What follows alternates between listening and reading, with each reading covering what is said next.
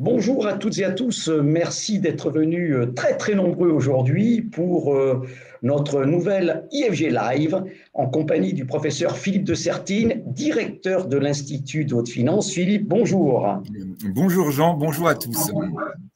Alors, nos internautes sont très nombreux parce que très intéressés par ce dont vous allez parler aujourd'hui. Alors, je rappelle donc que vous êtes directeur de l'IFI, l'Institut de haute finance, du groupe IFG, l'Institut français de gestion, moi-même directeur des programmes de l'IFG.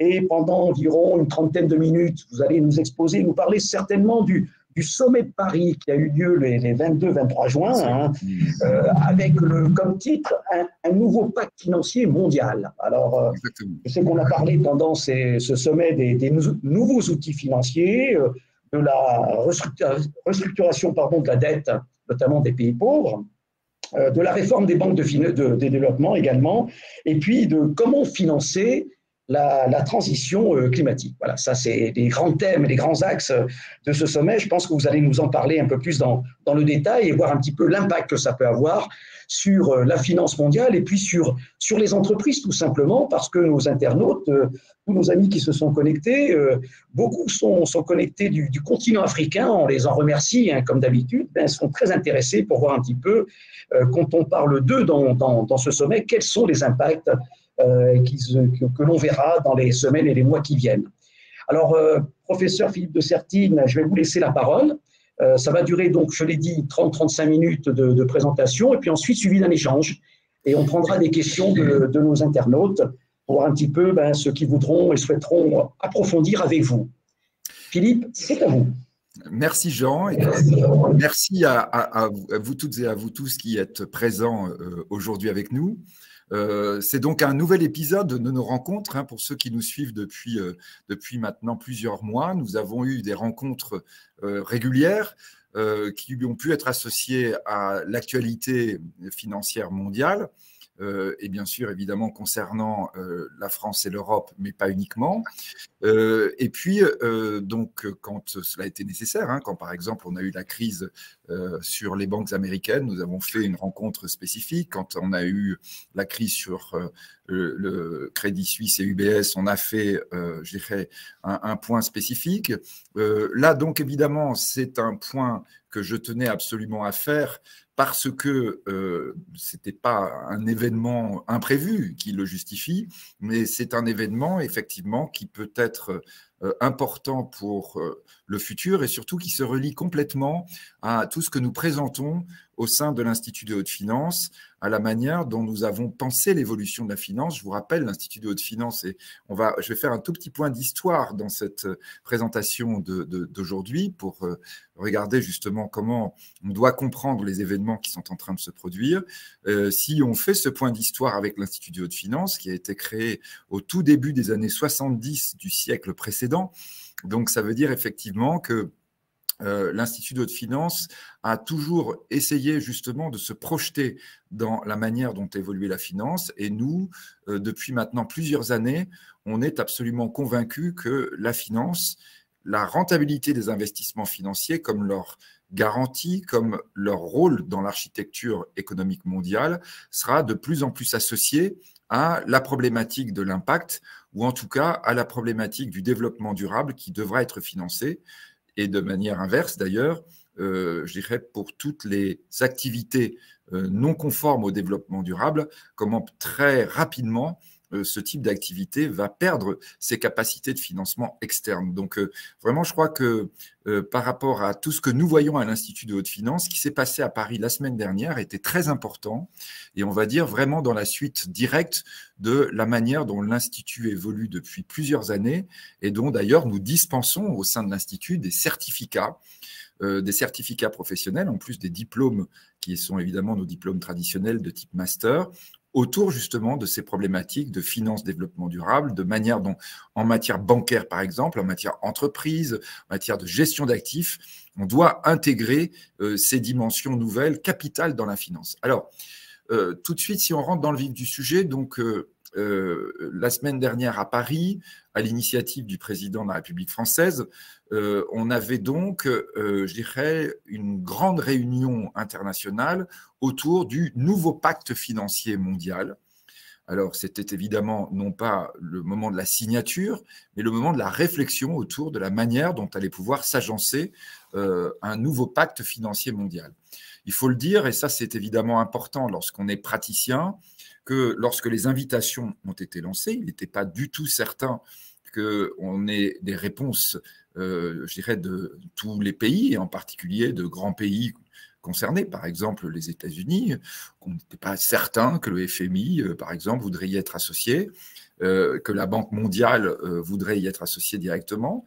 Eh bien, ça a été exactement, je dirais, l'inverse, hein, c'est que on a eu beaucoup plus de participation qu'attendu et des niveaux de participation montrant que pour chacun des organisations, chacun des pays ou chacun des organisations concernées, les personnes représentant étaient des personnes de très très haut niveau. Donc pour les États-Unis, c'était Janet Yellen, ancienne patronne de la Fed, de la Federal Reserve, et maintenant secrétaire d'État au Trésor, c'est-à-dire probablement une des femmes ayant le plus d'impact en matière d'économie et de finance au monde, connaissant parfaitement les sujets et ayant évidemment les clés de décision au sein du gouvernement américain, ou d'ailleurs dans l'équipe de Joe Biden, elle n'a vraiment pas d'équivalent. On va considérer que vraiment dans les secrétaires d'État au Trésor historique, Janet Biden est sûrement l'une des plus influentes, celle qui a le plus de pouvoir, du fait de son passé et du fait, on va dire, du reste de l'équipe. Donc, vraiment, en réalité, grosse mobilisation internationale. On sent bien qu'il y a un énorme sujet autour de ces questions. Alors, peut-être rappel rapide, puisque au cœur du sujet, nous avions la vision nouvelle qu'il allait falloir mettre en place autour des organismes créés à Bretton Woods. Bretton Woods, rappel rapide, c'est 1944. C'est-à-dire pendant la Seconde Guerre mondiale. Hein, et c'est important, pendant les périodes de guerre, de préparer l'après-guerre. Et je crois que je le dis évidemment avec solennité en vous disant ça, gravité, et bien sûr aussi beaucoup de tristesse. Nous sommes dans une période de guerre aujourd'hui. Nous avons des craintes que cette guerre ne se propage. Et donc, évidemment, les économistes et les financiers sont là des observateurs passifs, puisque ce sont les militaires qui sont à l'œuvre. Néanmoins, il faut toujours rappeler que lorsqu'on est dans des périodes terribles d'un point de vue géopolitique, il y aura une fin à cette période. Et quand on est dedans, on a du mal évidemment à se projeter parce qu'on est obnubilé à juste titre par les événements tragiques et les événements militaires. Néanmoins, en matière économique, il faut essayer de penser l'après, parce que penser l'après, c'est justement éviter qu'une autre guerre ne revienne. Et donc, c'est en 1944, alors que la Deuxième Guerre mondiale, allez, je vais dire la Seconde Guerre mondiale, parce que vous savez que quand on dit seconde en français, ça veut dire qu'il n'y aura pas de troisième. Hein. Donc, alors que la Seconde Guerre mondiale n'est pas encore terminée, on va penser le système économique et le système financier, et peut-être même avant tout le système financier mondial, pour ne pas rééditer, on va dire, l'erreur grave qui avait été faite après la Première Guerre mondiale, où précisément les conférences n'étaient que politiques, le traité de Versailles qui en était résultat et le congrès de Versailles, je dirais, essayant de tirer les conséquences de la Première Guerre mondiale, étaient avant tout et uniquement politiques et pas du tout et pas assez économiques ou financiers. Donc, a posteriori, alors que après la Première Guerre mondiale, une Seconde Guerre mondiale a commencé beaucoup plus meurtrière encore que la première, alors que c'était la guerre la plus meurtrière de tous les temps. La Seconde Guerre mondiale l'est encore beaucoup, beaucoup plus. Et pendant cette guerre, alors que la guerre se déroule, les politiques, justement, réfléchissent, les dirigeants politiques de l'époque, en disant, en fait, il est capital de penser la finance et l'économie pour que la guerre ne revienne pas, c'est-à-dire créer les conditions d'une harmonie ou en tout cas d'une reprise économique forte. L'énorme crise de l'entre-deux-guerres, directement issue, je dirais, des déséquilibres de la Première Guerre mondiale, est à l'origine directe aussi de la Seconde Guerre mondiale. Et donc, c'est intéressant que ce sommet qui va avoir lieu alors que la guerre continue, donc qui a lieu à Bretton Woods, sur les côtes de l'Amérique du Nord, ce sommet de Bretton Woods, donc, en quelque sorte, essaie d'empêcher le fait que survienne une troisième guerre. Et donc là, c'est vrai qu'actuellement, lorsque on réunit à Paris, je dirais, autant de responsables politiques et tout le monde est venu pour penser aux nouveaux contours de la finance mondiale, je pense que dans beaucoup de personnes, de responsables politiques responsables à tous les sens du terme, qui comprennent que nous sommes dans un moment clé de l'histoire de l'humanité, il est très important de penser la paix. Et il est très important de penser le financement de l'économie en période de paix.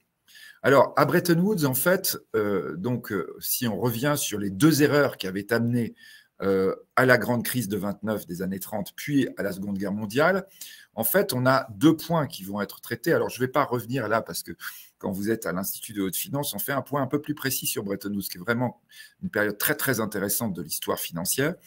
Je ne vais pas revenir sur les différentes propositions, puisqu'on va avoir à Bretton Woods, en fait, deux grandes délégations qui vont s'opposer. La délégation britannique, qui était menée par l'économiste John Maynard Keynes, qui était donc Lord Amiral, représentant le roi d'Angleterre, et puis la délégation américaine, qui était menée par un économiste beaucoup moins célèbre, qui s'appelait M. White. Et donc, chacun porteur d'une vision différente de la manière d'articuler la finance mondiale après le conflit. Keynes partait sur une logique très internationale, en disant « nous ne devons pas rééditer les erreurs qui, en réalité, non seulement ont amené la Seconde Guerre mondiale, mais en fait ont amené aussi la Première ». C'est ça la grande hypothèse de Keynes, en disant, je vous rappelle, Keynes avait son œuvre majeure, c'est la théorie générale de la monnaie. C'est-à-dire, quand vous êtes dans la monnaie, vous êtes dans l'économie, certes, mais vous êtes aussi dans la matière première de la finance. D'ailleurs, Keynes était lui-même un financier à titre personnel. C'était un investisseur et il pensait l'économie en tant qu'investisseur. Et donc, effectivement, Keynes considérait qu'on devait avoir une organisation monétaire la plus rationnelle possible, c'est-à-dire se dégageant de l'emprise de la puissance dirigeante, de la puissance dominante de l'époque. Au XIXe siècle, c'était la Grande-Bretagne. On voyait bien, évidemment, que c'était maintenant les États-Unis qui devenaient puissance dominante. Keynes pensait que c'était une erreur de finalement poursuivre le même système en ayant juste changé la puissance dominante, et que cela amènerait des dysfonctionnements comparables à ceux qu'on avait connus au XIXe siècle, et avec le risque, évidemment, quand l'économie ne va pas, c'est ça qui est, la plupart du temps, la première explication de la montée vers la guerre. Et d'ailleurs, au passage, quand on est en train de regarder la situation actuelle, je me souviens, lors de notre dernière rencontre, j'avais commencé à l'évoquer, la question monétaire est sûrement une question importante par rapport à la situation russe. Il est évident que les Russes ont la perspective de ne plus vendre de pétrole et de gaz d'ici une trentaine d'années, puisque l'ensemble des pays du monde veut sortir de la dépendance aux énergies fossiles. Et en attendant, les Russes sont désormais payés avec une monnaie connaissant l'inflation, la montée des taux, c'est-à-dire une monnaie se dévaluant, donc avec un risque fort que l'échange de leur production se fasse avec une monnaie qui finalement perd de la valeur. Rappelons que quand on fait cette hypothèse que cela entraîne un raidissement géopolitique, cette hypothèse est corroborée par un autre fait historique. Vous voyez, je suis assez historique aujourd'hui, puisque en 1971, quand le dollar va avoir sa convertibilité or supprimée par le gouvernement américain unilatéralement, exactement comme on avait eu la suppression de la convertibilité or de la livre sterling en 1905. Donc on va avoir deux événements similaires dans le XXe siècle, et dans les deux cas, ça entraîne d'énormes tensions géopolitiques, à commencer évidemment par l'augmentation immédiate très très forte des prix du pétrole en 1973, qui vont entraîner crise et guerre. Et je dirais instabilité politique et économique pendant pratiquement 2 décennies. Donc, je dirais là, on est bien avec ces risques-là qu'avait envisagé Keynes dès Bretton Woods, qui se sont révélés et que l'on retrouve à l'heure actuelle par rapport à une période où, bien entendu, du fait notamment du Covid et du confinement, du fait d'une situation qui était d'ailleurs déjà dégradée auparavant, la crise 2008-2009, nous sommes dans des circonstances où la monnaie, la confiance monétaire s'est délitée, et par conséquent, le risque géopolitique comme le risque économique qui leur sont associés est redevenu un risque très fort. Donc là, à Paris, on est dans cette approche de dire, au fond, est-ce qu'on doit revenir réfléchir à ce qui avait été proposé par l'approche anglaise, donc peut-être avoir une vision plus internationale en 1944, ou américaine, qui finalement a triomphé, c'est-à-dire avoir une approche dans laquelle les États-Unis ont pris le rôle que tenait la Grande-Bretagne avant, mais avec évidemment, 30 ans après, 71-73, finalement, la même démarche que les Anglais, au début du XXe siècle et avec les mêmes risques de tension qu'on avait pu connaître. Deux institutions fondamentales ont été issues de Bretton Woods, l'une portée par l'approche américaine, l'autre portée par l'approche, on va dire, européenne et spécialement anglaise. La première, portée par l'approche américaine, était ce qu'on avait appelé au moment de Bretton Woods la Banque internationale pour la reconstruction et le développement, la BIRD, un acronyme de l'oiseau. Donc la BIRD s'est transformée ensuite en Banque mondiale, quand on a considéré qu'évidemment le terme de reconstruction n'était plus adapté. Donc l'idée, c'était quoi? C'était de dire que pour relancer une économie, pour faire fonctionner une économie, il est nécessaire d'avoir des injections monétaires qui soient à base de monnaie saine. Qu'est-ce que c'est qu'une monnaie saine? C'est une monnaie qui est émise en fonction de la réalité de création de richesse perçue par celui qui émet la monnaie. En clair, une monnaie saine doit avoir une variation, par exemple, de création monétaire gérée par la Banque centrale, qui a le même rythme, ou légèrement inférieur, mais pas trop supérieur, que la création de PIB, que la croissance économique constatée sur la sphère économique. C'est ça, une monnaie saine.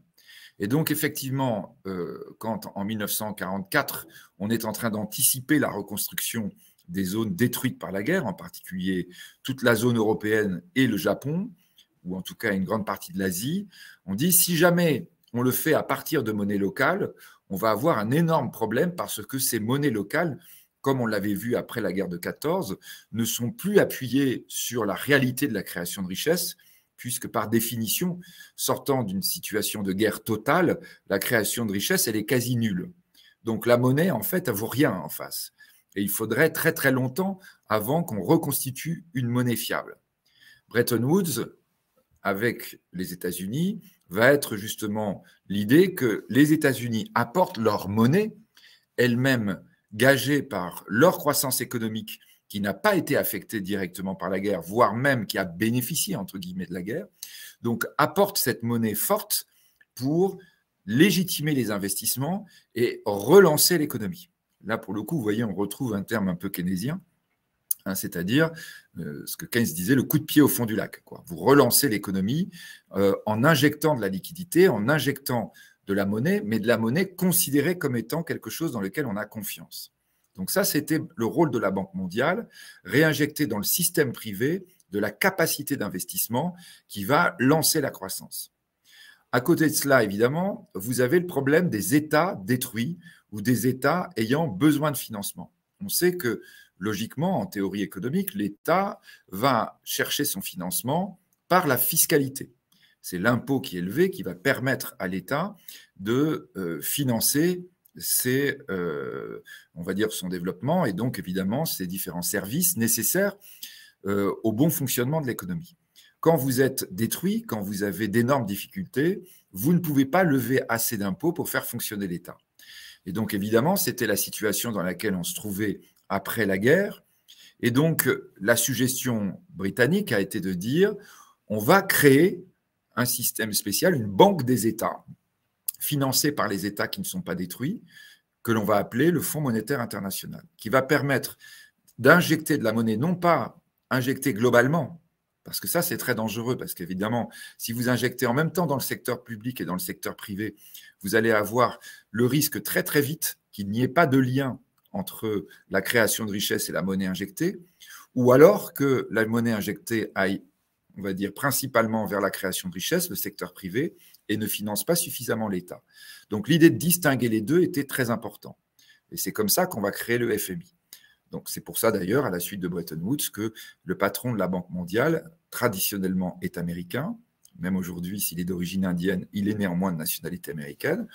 Et le patron du FMI, aujourd'hui, la patronne du FMI est de nationalité bulgare et traditionnellement de nationalité européenne.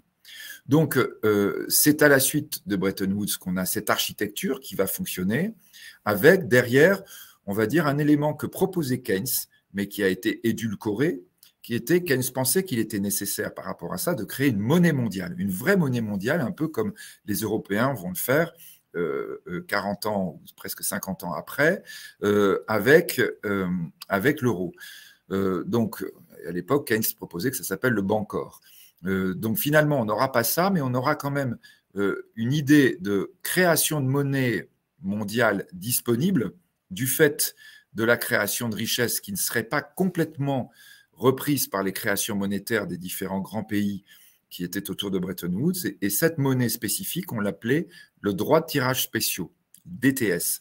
Et on disait c'est en fait un panier de monnaie, c'est-à-dire c'était toutes les grandes monnaies mondiales qui gardaient en quelque sorte une part en réserve lorsqu'elles constataient leur augmentation de PIB en disant il y a une part de PIB qu'on ne traduit pas en dollars, en francs ou en marques à l'époque ou en livres sterling, mais qu'on garde pour pouvoir les mettre dans une monnaie internationale qu'on appellera, vous voyez, droit de tirage spécial, hein, c'est-à-dire j'ai le droit de tirer, je dirais, une monnaie internationale qui va pouvoir servir à des investissements internationaux, soit d'un point de vue privé, si on avait un grand projet, soit d'un point de vue public dans le FMI. Donc effectivement, je dirais là, on est avec l'architecture qui est toujours celle que nous connaissons aujourd'hui. Alors, le contexte qui est le nôtre actuellement, il est double. Il est premier, évidemment, c'est cette envolée de la dette mondiale, on va dire à peu près 330 000 milliards, alors nous parlons, pour un PIB mondial qui devrait être cette année de 100 000 milliards, donc un rapport de 1 à 3,3 qui est extrêmement préoccupant, qui n'est jamais arrivé dans l'histoire économique, jamais dans l'histoire financière, on a eu un tel décalage. Logiquement, la dette, c'est-à-dire la monnaie, doit être complètement indexée sur la création de richesses, puisque ce dont vous avez besoin, pourquoi vous avez besoin de la dette, c'est parce que vous avez besoin d'échanger les produits.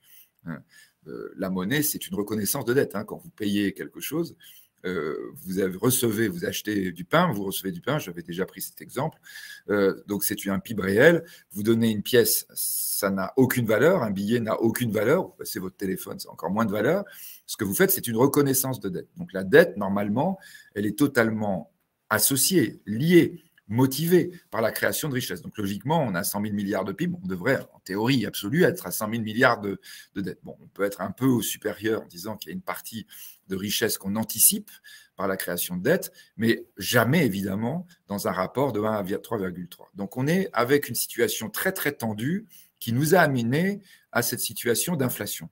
L'inflation, elle conduit donc évidemment à avoir un désordre de plus en plus fort, avec un grand danger qu'on avait évoqué aussi dans les conférences précédentes, c'est que l'inflation est ennemi farouche, terrible de l'investissement.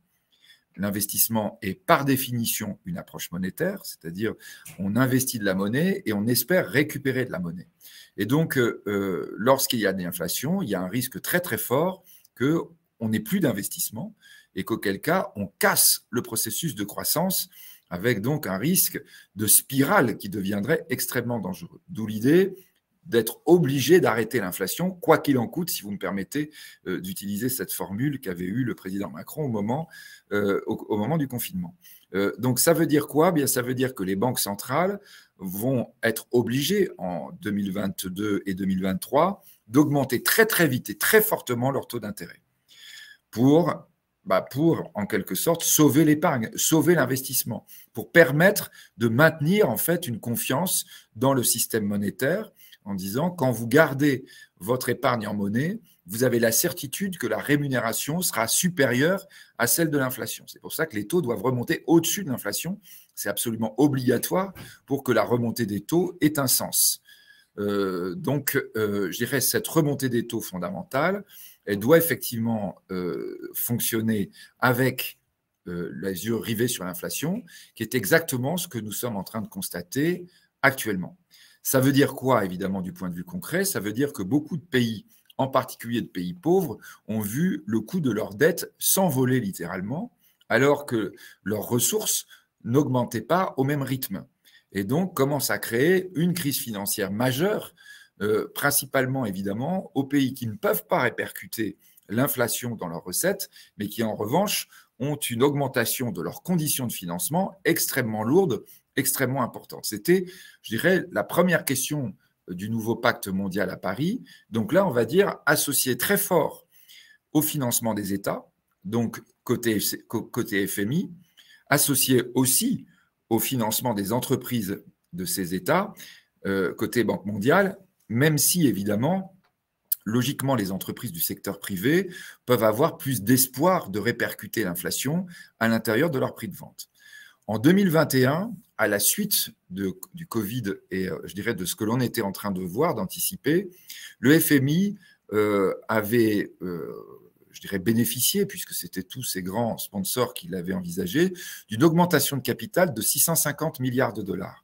Hein, c'est-à-dire justement pour essayer de faire face à ce danger du point de vue des États, même si on n'anticipait pas qu'il serait aussi important que ça, c'était juste les conséquences du Covid qui avait motivé cette augmentation de capital pour permettre une intervention du FMI au cas où des États n'arriveraient plus à lever suffisamment d'impôts, notamment du fait du confinement, pour faire face à leurs dépenses fondamentales. Donc là, 2023, on dit cette augmentation de capital n'était pas suffisante.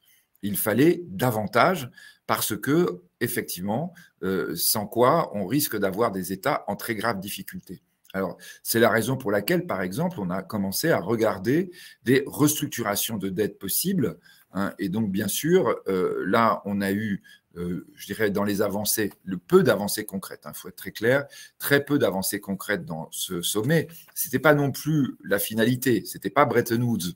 On était en train de commencer à étudier comment on allait envisager le nouveau pacte financier mondial. Donc les avancées ont peut-être été un peu décevantes. On a eu quand même, je dirais, ce qui était de toute façon déjà préparé, hein, c'est-à-dire par exemple ce qu'on appelle la restructuration de la dette de la Zambie. Donc un pays parmi les plus pauvres et un pays avec un niveau d'endettement, attention, qui n'est pas un niveau d'endettement complètement aberrant, hein, puisque grosso modo la Zambie avait une dette de 17 milliards de dollars pour un PIB de 18 milliards de dollars. Donc ça veut dire qu'elle n'est pas au niveau de 100% du PIB de sa dette publique, mais que néanmoins, avec l'augmentation du coût de la dette, elle pouvait se retrouver totalement étranglée et avec une situation intenable du point de vue économique. Donc ça, c'était la première dimension, hein, je dirais, du nouveau pacte financier mondial. La deuxième dimension, qui est très, très intéressante, et on va dire là, peut-être un point sur lequel on peut avoir une vision beaucoup plus positive que même celle que l'on a eue à Paris, c'était de dire, en fait, nous rentrons maintenant dans une logique où, si on regarde la Banque mondiale, alors les conditions de prêt de la Banque mondiale ont été considérées comme beaucoup trop strictes et avaient déjà commencé à être assouplies, en disant, par exemple, lorsqu'on va avoir des prêts aux pays du Sud, il faut probablement qu'on ait des conditions plus souples. Pourquoi ? Parce que l'un des grands enjeux va être de financer maintenant la transition climatique, ou plus exactement le changement de modèle économique, la transformation du modèle économique pour répondre aux impératifs ou plutôt aux contraintes très lourdes du dérèglement climatique. Ça veut dire d'abord, évidemment, hein, et d'où bien sûr cette question autour des restructurations de dettes, qu'un certain nombre d'un pays du Sud subissent les conséquences du changement climatique plus que beaucoup d'autres pays, et notamment le pays du Nord. Hein, et donc, lorsque, effectivement, on a, par exemple, des pays, pour prendre le cas en Océanie, ou en Afrique, dans lesquels on a des conséquences du dérèglement climatique qui sont très très lourdes et d'ores et déjà sensibles, qui vraiment sont des conséquences très graves pour le quotidien de la population humaine, il est évident que là, lorsqu'on est en train de parler de dette ou de créance, on peut considérer que ces pays sont victimes. Ils ne sont pas à l'origine du dérèglement climatique, loin s'en faut, et ce sont ceux qui le subissent davantage. Peut-être pour bien représenter ça, je crois qu'on doit avoir, nous, en termes chiffrés, un certain nombre d'éléments importants à retenir. La Zambie, dont je parlais tout à l'heure, a une consommation de tonnes de CO2 par habitant annuelle de 0,32. 0,32 tonnes par habitant. Aujourd'hui, si vous regardez par exemple l'Union européenne, nous sommes aux alentours de 7 tonnes par habitant. La Chine est à 7,2. Lorsque l'on va regarder les États-Unis sont à 13,6 tonnes par habitant. L'Australie est à 14,7. Alors la France, par exemple, qui a l'énergie, je dirais qui a fait un choix énergétique avec le nucléaire, qui est parmi le moins émetteur de gaz à effet de serre, est néanmoins quand même à 4,2. Donc, ce qui veut dire évidemment que lorsqu'on est en train de regarder l'origine du dérèglement climatique, c'est-à-dire les émissions de gaz à effet de serre, on voit évidemment que la Zambie, si le monde entier était avec le niveau de la Zambie, 0,32, il n'y aurait aucun dérèglement climatique. Donc là, on est bien avec, en quelque sorte, une dette vis-à-vis de la Zambie, vis-à-vis de beaucoup de pays africains. Je rappelle que le Nigeria, 220 millions d'habitants, lui, est émetteur, enfin, ou en tout cas producteur d'énergie fossile, est à 0,45 tonnes, c'est-à-dire extrêmement faible, hein, 10 fois moins que la France en matière d'émissions par habitant. Ce qui veut dire que sa population émet beaucoup moins, par exemple, que la population française, alors qu'elle est 3 fois, presque 4 fois plus importante. Hein, donc, on est avec, non, parce que je dis presque, oui, 4 fois plus importante que la population française. Donc, on est bien avec une situation où, là, dans ces conditions, et lorsque l'on considère que la transformation du modèle doit être une transformation mondiale, ce n'est pas simplement les pays occidentaux, c'est l'ensemble des pays du monde qui doivent se transformer, qui doivent financer cette transformation. On a vraiment des nouveaux paradigmes qu'il va falloir intégrer. Et donc là, peut-être effectivement une réflexion, je dirais, très très importante pour la manière dont ces financements vont être envisagés. Alors, il y a eu plusieurs éléments qui ont été évoqués au moment du sommet de Paris. Je vais les évoquer, je vais en évoquer 2 très vite, et je voudrais vraiment insister sur le dernier, par lequel je vais conclure, avant de revenir éventuellement sur les questions que vous pourrez vous poser de ce point de vue. Donc, 2 solutions envisagées. La première, c'est un financement direct par des subventions publiques, donc assez comparable effectivement à ce qu'on voit, je dirais, par la Banque mondiale ou le FMI, même si ça n'est pas nécessairement sous forme de prêt, alors que le FMI et la Banque mondiale ont fonctionné majoritairement sous forme de prêt. On peut avoir là des subventions qui seraient apportées pour aider, contribuer au financement de la transformation. Donc là, depuis pratiquement 20 ans, on est dans la logique de financer, d'avoir un fonds de 100 milliards de dollars d'aide au développement par rapport à la transformation climatique. Ça fait plusieurs années qu'on tourne autour de ce fonds. Et là, effectivement, dans le Congrès de Paris, le nouveau pacte mondial, on était dans une logique où justement les DTS, les droits de tirage spéciaux des grands pays, vous voyez, c'est pour ça que je les évoquais tout à l'heure, seraient mobilisés pour alimenter ce fonds, l'alimenter complètement. On a un engagement à 60 milliards. Pour le moment, on n'a eu que 60 milliards de versés, 100 milliards, pardon, hein, et 60 milliards de versés. Et qui plus est, les 60 milliards ne sont pas encore utilisés. Donc ça, c'est pour en quelque sorte un don. Alors, évidemment, là, de ce point de vue, les accords de Paris, ou en tout cas le Congrès de Paris disait qu'il faudrait que ces fonds publics soient complétés par des fonds privés et qu'on soit au minimum dans un rapport de 1 à 2, c'est-à-dire que pour 100 milliards, on ait au moins 100 milliards de fonds privés qui augmentent la capacité d'investissement à l'intérieur de pays du Sud. Bon, c'est dans cet ordre-là qu'on a eu, par exemple, l'engagement sur le Sénégal d'un plan à 2,5 milliards pour une conversion, ou en tout cas pour un investissement dans l'énergie, dans les énergies vertes, dès lors que le Sénégal s'engage à utiliser ses réserves de gaz pour, au départ, essayer d'avoir les émissions les plus faibles possibles, mais surtout en ayant une substitution progressive avec des énergies vertes. Il faut bien noter que dans le sommet de Paris, on a eu, je dirais, des prises de position, notamment de beaucoup de pays africains qui n'ont pas été nécessairement dans ce sens, en disant nous avons en quelque sorte une énorme créance avec les niveaux de consommation. Et vous voyez que quand on met les chiffres derrière, on comprend. La Zambie, 0,32 tonnes par habitant, je dirais, c'est tellement faible que les pays africains disent mais nous avons encore très largement de la marge qui nous permet d'utiliser des énergies fossiles pour poursuivre notre développement, quitte effectivement ensuite à basculer dans une réflexion qui nous permettrait d'envisager autre chose.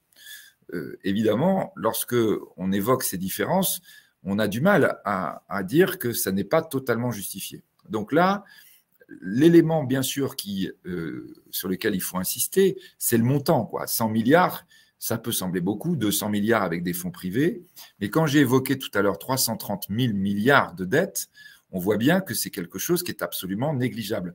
D'autant qu'autour du sommet Paris, on a commencé à essayer de chiffrer à combien se représenteraient les investissements qu'il faudrait envisager dans l'ensemble des pays du Sud pour véritablement rentrer dans un nouveau modèle économique. Et donc là, on a des chiffres qui sont très, très variables, hein, la Banque mondiale étant sur une base à 3 000 milliards, alors qu'on était jusqu'ici sur une base plutôt aux alentours de 100, 120 milliards. Donc 3 000 milliards, c'est plus du tout la même échelle.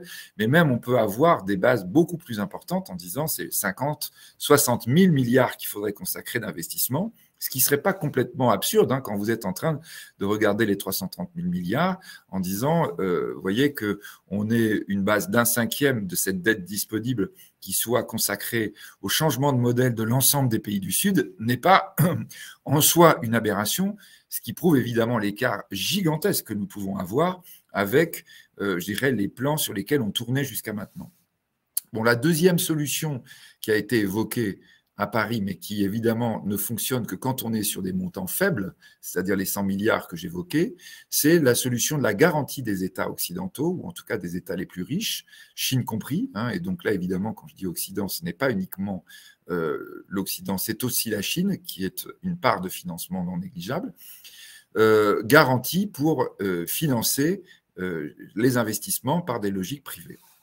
Alors, je crois que par rapport à tout ça, ce qui est très important et très intéressant à développer, c'est de regarder la troisième voie, qui a été présente à certains moments, mais sur laquelle on n'avance pas suffisamment. C'est la voie, on va dire, d'un mode de financement qui serait autonome à l'intérieur des pays du Sud et qui soit purement rationnel du point de vue financier et économique, en se fondant sur les nouvelles règles du système financier et économique qui peu à peu sont en train de se mettre en place. Et probablement que ce débat-là n'a pas été suffisamment présent au moment de la rencontre de Paris. En clair, c'est quoi? C'est l'idée que aujourd'hui, pour financer des projets, le monde financier privé mondial exige un certain nombre de preuves scientifiques que le financement en question eh bien, a vocation développement durable. C'est-à-dire qu'on aura des effets positifs mesurés scientifiquement qui l'emportent sur les effets négatifs, on en a toujours quand on va faire un investissement, et qui par conséquent permettent de considérer que l'investissement, quel que soit le domaine d'activité, quel qu'il soit, que ce soit l'agriculture, l'industrie, les services, quel que soit le domaine d'activité, on ait bien une trajectoire qui devienne une trajectoire de plus en plus vertueuse. Cette trajectoire, en fait, et cette preuve devient la nouvelle rentabilité du financement. C'est-à-dire que ce qu'il faut bien avoir à l'esprit, c'est qu'on n'est pas dans une justification juste morale ou philosophique de l'investissement, on est bien dans une mesure qui, étant scientifique, va être intégrée dans la performance. En clair, la performance des investissements aujourd'hui a avant tout une base extra-financière. Et vous voyez, par rapport à ce qu'on disait au début de la conférence, c'est que l'inflation fait qu'en plus, ça tombe bien parce que la base monétaire de la performance est de plus en plus relativisée. Et donc, on est bien dans une situation où, je dirais, la preuve qu'on contribue à une amélioration du système économique mondial, aujourd'hui, est une base de création de valeur nouvelle, c'est-à-dire la manière dont je produis crée de la valeur, et cette création de valeur va permettre de rémunérer l'investisseur. Alors attention, vous allez me dire, mais oui, mais comment est-ce qu'il augmente les prix? À quel moment il va avoir un gain? Donc effectivement, là, bien sûr, on rentre dans ce grand changement, et je le répète, au moment de la logique financière que l'on essayait de développer jeudi et vendredi dernier à Paris, cette question n'était pas suffisamment présente. Ce ne sont pas des dividendes, ce ne sont pas des bénéfices directement qui vont permettre aux financiers de se rémunérer. C'est l'observation concrète que nous avons des données, des datas qui prouvent l'impact positif de l'investissement, donc tous ces mots qui deviennent maintenant des mots, je dirais, de plus en plus associés à la logique des investisseurs, impact positif, démontré par des datas. Ce qui signifie quoi? Ce qui signifie que la valeur de l'investissement augmente. Et là, je crois, vous voyez qu'en tant que, si vous m'écoutez, vous avez vocation à être financier ou vous êtes financier, ça signifie quoi? Ça signifie alors que l'investisseur est rémunéré par la plus-value. Une plus-value qu'il pourra réaliser en revendant son investissement, tout ou partie. Alors, quand vous êtes en Europe, peut-être c'est quelque chose, vous dites, mais oui, non, mais alors c'est dommage, je m'en dessaisis. Quand vous êtes, par exemple, aux États-Unis, c'est quelque chose de tout à fait banal dans la logique du Nasdaq. Le Nasdaq est le plus grand marché du monde avec le New York Stock Exchange, qui est le marché du développement des technologies, donc des nouveaux modèles. C'est par principe une logique de nouveaux modèles. Et fondé précisément sur le fait que sur ces marchés, on n'est pas rémunéré directement par du dividende, du chiffre d'affaires ou du bénéfice, qu'on va être rémunéré par une prise de valeur qui est constatée de façon objective. Vous voyez, Facebook, pour prendre un exemple d'une entreprise cotée au Nasdaq depuis le début de son histoire, a pris de la valeur au fur et à mesure que vous aviez des nouveaux adhérents au système Facebook. L'information extra-financière, c'était le nombre de personnes utilisant Facebook. Et plus il augmentait, plus la valeur du titre Facebook augmentait, même si, à la limite, l'entreprise était encore en perte. Peu importe, on voyait bien que si vous avez 1 milliard d'utilisateurs, même si le business model n'est pas encore établi, de toute façon, l'entreprise vaut de plus en plus cher. Et auquel cas, les investisseurs avaient la possibilité de revendre, et de revendre, évidemment, avec une plus-value très, très substantielle. Vous voyez, ça veut dire quoi? Ça veut dire que lorsque on est en train d'évoquer pour les pays du Sud cette faculté de financement direct, ça veut dire un certain nombre d'éléments que l'on doit avoir à l'esprit lorsqu'on va chercher les financements aujourd'hui. Un, la problématique de la démonstration. Donc la nécessité de collecter de la data démontrant le caractère vertueux du mode de production, quel qu'il soit, agricole, industriel, service, dans n'importe quel pays du Sud, mais toujours avec cette idée de data collectée qui permet de prouver. Deux, évidemment, collecte et stockage de la data qui suppose la mise en place d'une structure qui devra être présentée aux investisseurs. Pour bénéficier de financement aujourd'hui, on a besoin de cette structure. Et vous voyez probablement que la problématique du financement de la data n'a pas été suffisamment abordée à Paris. C'est celle qui permettrait de rendre les pays du Sud autonomes, d'aller chercher leur financement par eux-mêmes, sans subvention ou sans garantie d'autres États. La vraie garantie, c'est la data et la qualité de la data que l'on va proposer. Comme n'importe quel projet aujourd'hui dans le monde, dans les pays du Sud, on peut avoir cette approche-là. Troisième élément, qu'on ait une valorisation financière de la signification de cette data, c'est-à-dire qu'on traduise en matière de finance comment le fait que la data démontre que les choses s'améliorent dans la production va permettre d'augmenter le prix. Quatrième élément, que tout cet ensemble soit à l'intérieur d'un marché financier qui permette de rentrer et sortir. Cinquième élément fondamental, que ce marché financier soit suffisamment liquide, puisque les investisseurs, comme sur le Nasdaq, vous voyez, c'est un problème que dans le Nasdaq, quand si vous êtes à l'Institut de haute finance, on en reparlera très très vite, le Nasdaq a depuis le départ, il faut que vous ayez un marché secondaire suffisamment liquide pour que vous puissiez avoir un échange très rapide qui puisse se faire. Donc c'est indispensable qu'on ait cette logique-là. Donc vous voyez, ça veut dire que quand on est en train de réfléchir au nouveau pacte financier mondial, au lieu de travailler sur des logiques où on est dans des logiques de dons ou de subventions, qui sont un peu les logiques je dirais, des dernières années, j'allais dire de 44, non pas réellement, parce que les États-Unis, justement, étaient bien dans une logique d'autonomie la plus rapide possible des économies détruites par la guerre pour qu'elles deviennent rationnelles par elles-mêmes. À la limite, c'est revenir à cette logique de Bretton Woods, où on doit réfléchir à la manière dont les pays du Sud, quels qu'ils soient, puissent se financer et puissent faire financer leurs entreprises exactement comme les entreprises du pays du Nord, avec des montants comparables, parce que les investissements sont gigantesques, mais avec des conditions qui vont être des conditions rationnelles, permettant à la finance mondiale, à ce moment-là, de faire un nouveau type de profit. Avoir un profit associé à sa plus-value et non pas à des flux monétaires qui proviendraient de chiffre d'affaires, bénéfices, dividendes. Et donc, je crois que cette notion-là, on a commencé à l'entrevoir la semaine dernière pendant le sommet de Paris, je dirais pour des raisons aussi bien associées aux pays du Sud qu'aux pays du Nord, y compris à la France puissance invitante, qu'on n'a pas suffisamment creusé.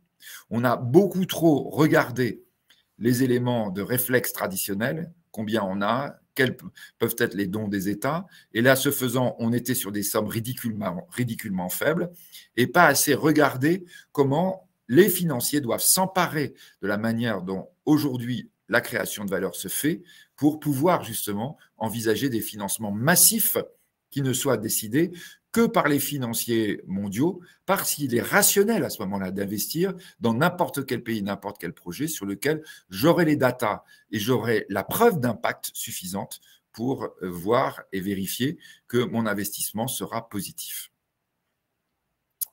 Voilà un petit peu ce que je pouvais vous dire. Alors, je vois que les questions commencent à arriver et le temps a passé. Donc, je vais peut-être essayer de commencer à y répondre.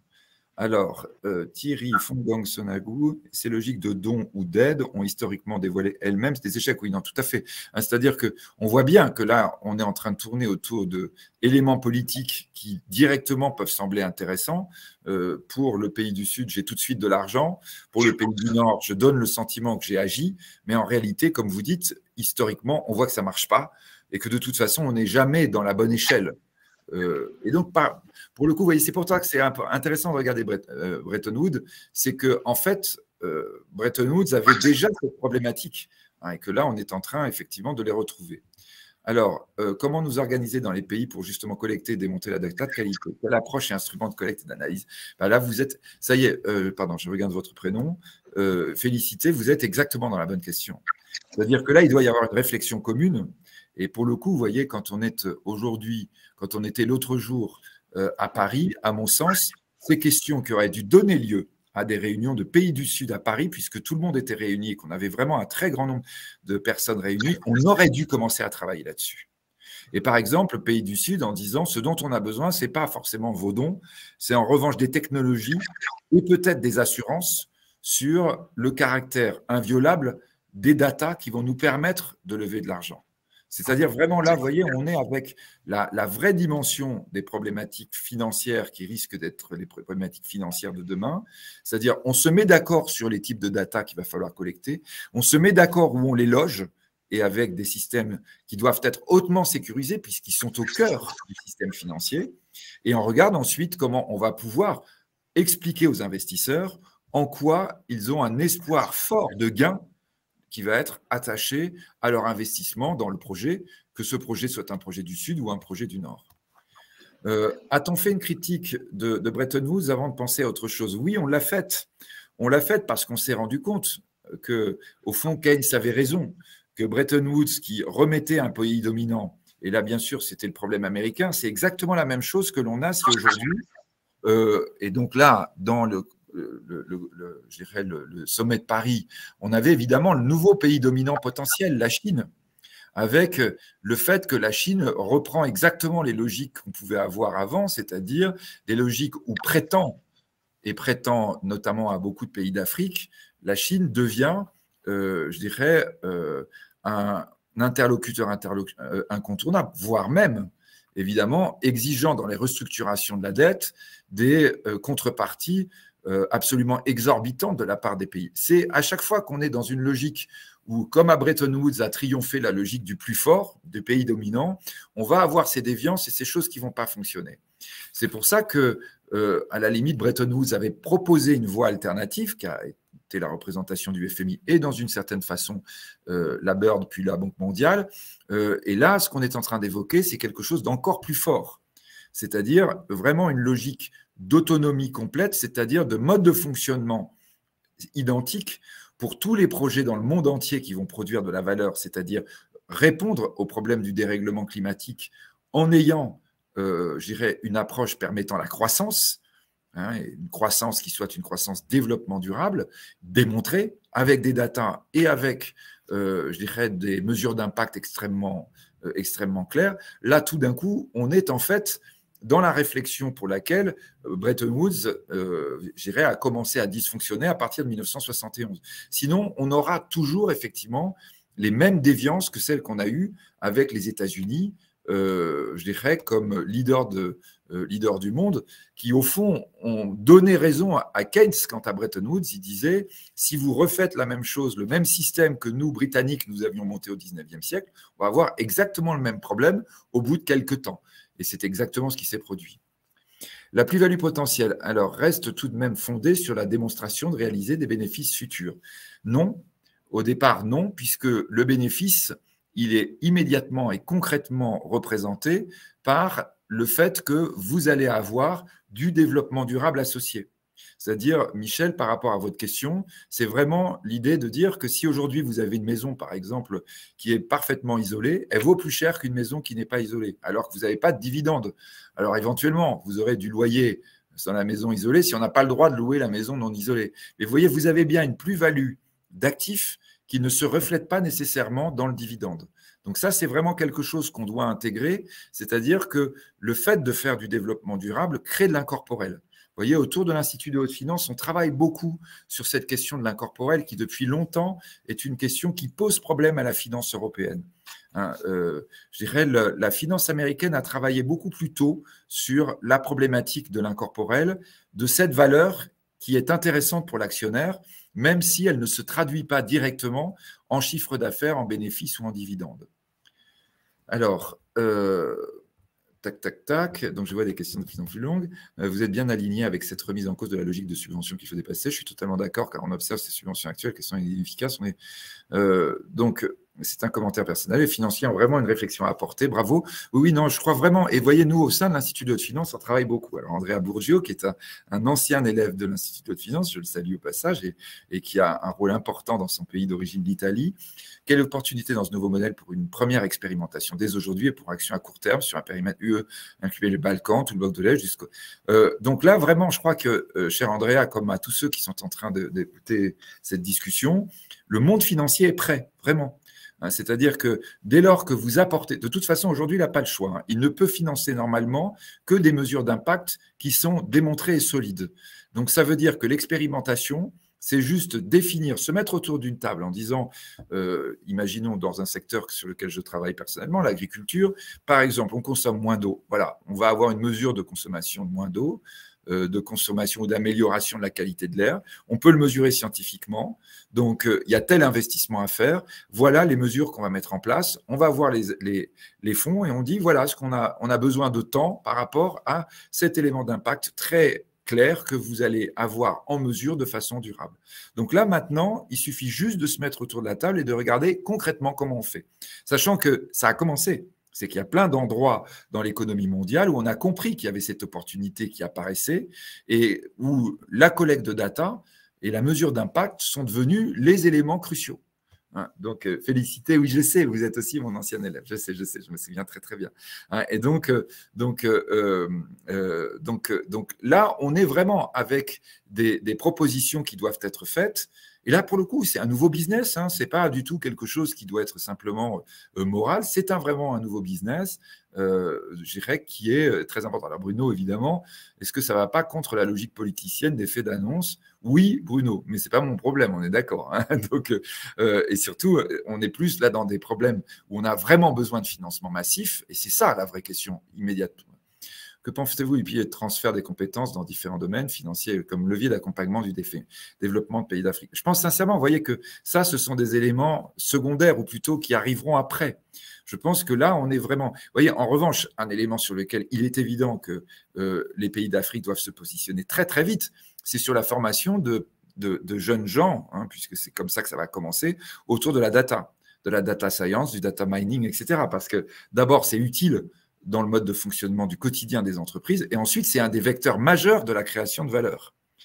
Vous notez que dans le wokisme américain, je le dis au passage, le wokisme américain est contre l'apprentissage des mathématiques en Afrique. Ce qui, à mon sens, est une aberration incroyable, qui est en réalité… je ne sais pas si, donc, Jean, il ne faut pas que ce soit diffusé, mais ça, c'est une approche qui est vraiment, alors on pourrait considérer sous un travers moral totalement néocolonial, on va dire. Donc, alors, l'an dernier, l'ABAD a évoqué la possibilité de mettre à disposition de personnes aux fins de financer des projets structurants. Oui, mais vous voyez, ce n'est pas satisfaisant. On n'est pas sur des montants suffisants. On doit avoir des montants beaucoup plus importants. Et je dirais, il serait beaucoup plus intéressant que l'ABAD commence à travailler sur l'endroit où on va loger les datas, qui vont permettre d'émettre de nouveaux produits. Au sens général, aussi l'essence de la nature. Donc, je lis en même temps. Bruno Solignon, je pense que vous êtes tous en train de lire en même temps. L'économie s'aligne concrètement et rationnellement à ce souvenant. C'est très encourageant, même s'il y a du boulot. Je le répète, Bruno, vraiment, soyez bien conscient que ça commence très, très fort dans le monde de la finance mondiale. Et qu'aujourd'hui, vous arrivez avec un projet où qu'il soit, vous avez toute une structure très claire de preuves, d'impact et de data, vous avez, on va dire, 3 fois, 4 fois, 5 fois, 10 fois plus de chances d'être financé que n'importe quel autre projet, où qu'il soit dans un pays du Nord ou dans un pays du Sud. Hein, vraiment, on doit bien avoir conscience de ça, parce qu'il y a une pression de plus en plus forte, on va dire, de la régulation financière, quelle qu'elle soit, y compris en Asie, y compris en Chine. Hein. Je rappelle que toujours la taxonomie chinoise est beaucoup plus contraignante que la taxonomie européenne pour qu'il y ait ce changement-là.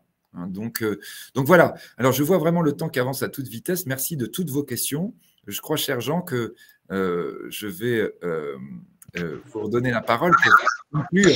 Oui, absolument, absolument. Je pense que vous avez tenu le temps et répondu à un grand nombre de questions. Effectivement, il y a d'autres questions qui arrivent et dont on pourrait parler, mais je pense qu'on pourra en parler, cher Philippe, dans un autre IFG Live, hein, autour de ça, notamment. La question de Bruno sur la comptabilité, très intéressante. Oui, absolument, absolument. Et puis une question plus large, mais que j'aurai l'occasion peut-être de vous poser sur un prochain IFG Live sur le rôle de l'intelligence artificielle et notamment par rapport à l'Europe aujourd'hui qui est pris entre deux feux, entre les États-Unis et la Chine, et quel sera son rôle et sa puissance dans quelques années avec l'éclosion notamment de l'IA, l'intelligence artificielle forte. Voilà, ce sont des éléments qui sont en train de se mettre en place et qui auront certainement un impact très fort sur notre économie, hein, tout simplement, l'aspect social également, etc., etc. Donc, je pense que ça sera sur un autre IFG Live. En tout cas, Philippe, un grand merci. Je crois que tout le monde est en train de vous remercier pour cette brillante présentation. C'était donc en direct donc, de l'Institut français de gestion et de l'Institut de haute finance dirigé par le professeur Philippe de Sertine, donc l'économie mondiale, son état aujourd'hui, et puis suite au sommet de Paris. Hein, effectivement, c'était très important qui a eu lieu les 22 et 23 juin dernier, donc très important d'en parler. Philippe, un grand merci. On se retrouvera sur un prochain IFG Live sur d'autres thèmes, d'autres actualités, parce que l'actualité bouge énormément. Je crois qu'elle est quotidienne aujourd'hui, on le voit à tous les niveaux. Donc, l'occasion de rebondir dessus. Un grand merci également à tous ceux qui nous ont écoutés. Sachez que le replay arrivera dans vos boîtes mail, donc pas de souci pour ceux qui sont arrivés en retard.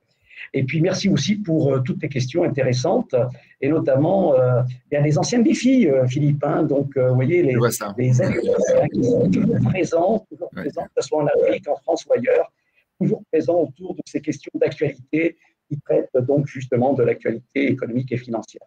Merci beaucoup, Philippe. Je vous dis à bientôt. Je vous souhaite à tous un très bel été. Je souhaite à tous un très bel été pour ceux qui sont dans l'hémisphère nord et un très bel hiver pour ceux qui sont dans l'hémisphère sud. Absolument, c'est vrai que tout ça est international, absolument, absolument. Voilà, merci beaucoup, Philippe. Merci à toutes et à tous. À bientôt pour un prochain IFG Live. Merci. Merci, au revoir. Au revoir. Au revoir.